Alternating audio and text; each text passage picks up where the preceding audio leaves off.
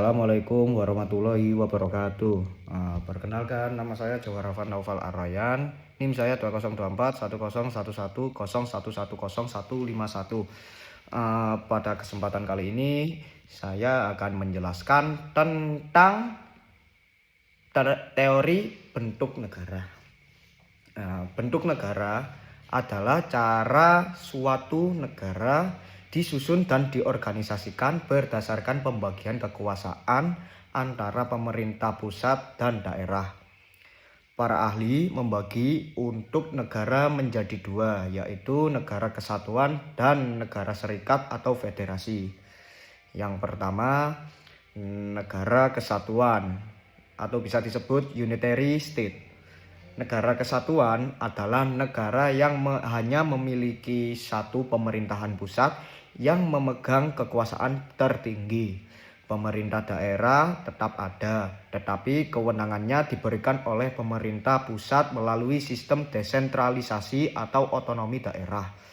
Kelebihan negara kesatuan adalah pengambilan keputusan lebih cepat, hukum lebih seragam, dan persatuan negara lebih mudah dijaga. Namun, kekurangannya adalah apabila pemerintah pusat terlalu dominan, kebutuhan daerah terkadang kurang terakomodasi. Contoh, negara yang menganut bentuk negara kesatuan adalah Indonesia, Jepang, Prancis, dan Thailand.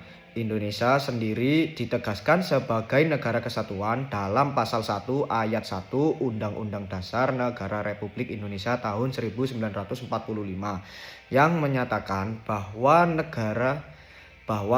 negara Indonesia ialah negara kesatuan yang berbentuk republik. Yang selanjutnya yang kedua, negara serikat atau federasi, bisa disebut federal state.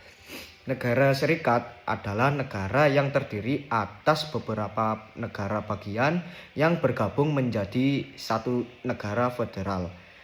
Dalam sistem ini, kekuasaan dibagi antara pemerintah federal dan pemerintah negara bagian sesuai dengan konstitusi.